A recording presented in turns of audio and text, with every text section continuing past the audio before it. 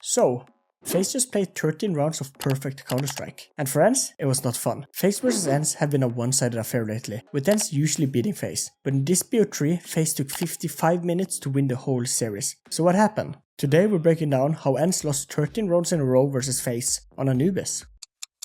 FaZe starts a round with a main focus on map control, and are not forcing a site, with 2 players middle, 2 players towards B and 1 in water. The reason we know they are not going to force site is to make sure they're not running into a stack, as well as dropping the bomb here towards spawn so ENCE can't get any vision of it. ENCE are set up with 3 players middle, 1 on B taking the water fight and then 1 on A playing super safe. Since the B retake is much easier and smoother than an A retake, and ENCE knows this. Madden in middle is just jump spotting, trying to figure out what FaZe are doing in middle. And we can see both mid players of FaZe are hiding and playing this 180-degree setup, where they are hoping ENCE wants to push middle and take more map control and walk into them. One of the A players of FaZe joins up in middle since FaZe are expecting around now that ENCE wants to take some more map control. But here, they can't see anything and now FaZe have to take a site. And here they have a smoke and a flash to do so. And on Anubis, you really don't need anything else than this when it's a 5v5. FaZe all goes for the A take. But here walks up on the site to make sure the water player can't see them cross, since that would ruin the whole round. But Kerrigan's goal is to play behind the team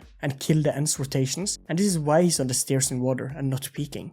While all of this is happening, ENCE are taking full mid control, and FaZe kinda predicted this, but did not stay in middle long enough, so ENCE now have full mid and B control. And we can see ENCE sending one more player to A to hold. When the execute happens, Kerrigan's position starts to show how strong it is, with him finding Sunpius not ready, as well as he shoots Snappy down low, while Brokey comes and finishes the kill. While on site, FaZe uses this smoke and flash from Brokey to isolate the player walking site and the mid player from ENCE, but still allowing the pillar player to take the fight, an interesting concept of smoke, and Rain running through a smoke finds both kills on A, and FaZe takes the first round.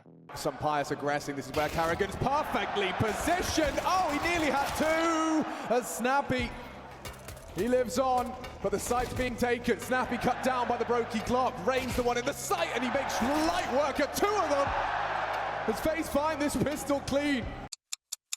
Going into round 3, we are seeing something interesting with ENCE have opted to not have any Molotovs. An interesting way to play Anubis, when Molotovs are almost stronger than smokes to keep T's away, with the new nade and smoke meta. FaZe are starting the round with a smoke and water from spawn, this is the lineup, and then sending 2 players water. One who was supposed to go middle, but ENCE smokes it, so it's 3 in water now, and then the last 2 are outside of B. While ENCE are going 3 players B, 1 A and 1 middle. Quite a default setup, so how will this round go? Nerds go for a solo play by nading the smoke in water from FaZe, and here he finds Rain in the water who was not ready. But Brokey is able to trade back, since Nerds' spray on Rain was, to be frank, awful. It took him 16 bullets to kill Rain, and this made him stay long enough so Brokey could react and trade. But the death of Nerds will split ENCE, with now having one to look water and the other to look main, and FaZe knows this, and this is why Kerrigan and Twist starts to do the side take with Molotovs, a smoke and a flash. But this does not end good for FaZe, with ENCE B setup not being too affected by all of the utility, and when Brokey goes to Molotov and forces the con player out and back to site, Madden jumps down from the bridge and finds him as well, and it's a 3v4 for FaZe. But another issue for FaZe is that the bomb is in spawn and Twist has to run back to get it, leaving Kerrigan alone taking site versus 2. But Kerrigan as a great leader knows that he have to open up for his teammate, and here walks out of a smoke and finds a kill back site, as well as killing Snappy. It almost looked like he just guessed where Snappy was and then shot,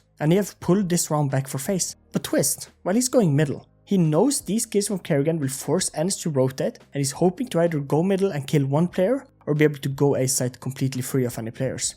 Kerrigan dies on B, but Twist's decision of letting his captain die so he could win the 1 vs 1 is perfect. And even though Twist crouch peeks into this corner, he still wins the fight in the 1v1. And he gets a great timing on Madden in heaven, and FaZe takes a nail biter of a round.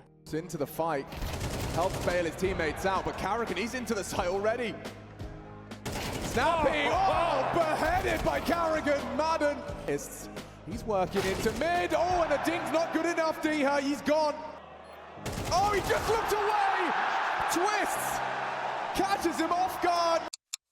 It's an interesting round. ENCE are going 2 players A, and their goal is to take water with Sunpius op, and then they're sending 1 player middle and 2 players on A. ENCE uses some funny utility to try and stop FaZe, since they've understood that if FaZe gets water control, they usually win. So here they are smoking middle to allow the mid player, if needed, to peek bridge, as well as this smoke to smoke off stairs from the T's, while FaZe are going 2 players towards water and then 3 players towards B. And here FaZe again uses this early water to con smoke to make sure they don't have anything to worry about. And now we can see why ENCE went 2 players on A water. The smoke stairs did not stop FaZe, as they probably predicted, as both ropz and Rain are running towards A, and here uses some great flashes to get Sunpayas off the angle, and that's why Dia is playing close and in an off angle to not be hit by any flashes. And a fun detail, Dia have now decided to use the M4A4 just to have more bullets in case FaZe are 3 or more players rushing. Sunpayas finds the first kill, but let's freeze the round right there. What is better than to take one site? Well, what about taking 2 sites at the same time? And this is why ropz is not pushing with Rain. Since over on B, Twist, Broky and Karrigan are entering site with no utility. Just a good old peeker advantage that is so strong in CS2. And here, just like that, FaZe have gotten B site, while all of the ENCE players are on A site. And when ENCE tries to go for the retake, Twist is already 1 step ahead of them when walking up in CT spawn and finds 1 more kill, before he does this. You got it, close, there we go. And ENCE have to save, but ropz gets 1 more gun away, but ENCE still gets to save it up. But how did this happen? Well, when FaZe was so fast towards A and used utility only there, they tricked ENCE into thinking it would be a fast site take, and this forced the mid player to join A site. And then the players on B were not really ready for that, since they're hearing calls like it's gonna be A, don't worry about us, and this was just brilliant way of playing. Expected. Sunpayas. Full flash. Rain's coming for him. Not ready for an AWP, not anticipating that, but oh dear! They've just lost their entire B site defense. The bomb's already going down. Twist's already holding W. Scarpering over there is man and not ready for that though. What a shot! It's do or die for ENCE. They need to win something. And here they have decided to change up their game plan. And again, it's a focus on winning water control. ENCE again uses the stair smokes to make sure the T's have to run through it to get to water. And then they are sending nerds fast out water to take it.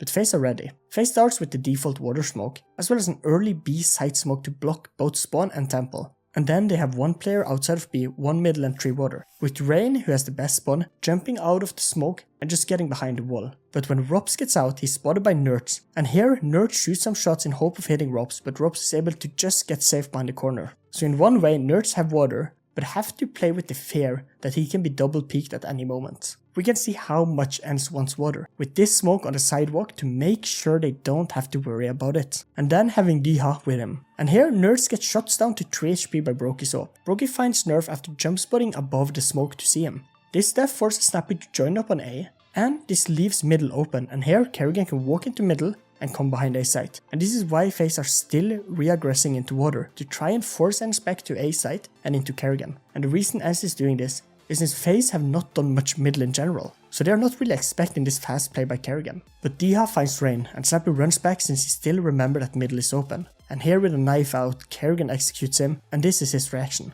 I think everyone would react like this when this happens. It's a mix of disappointment and fear.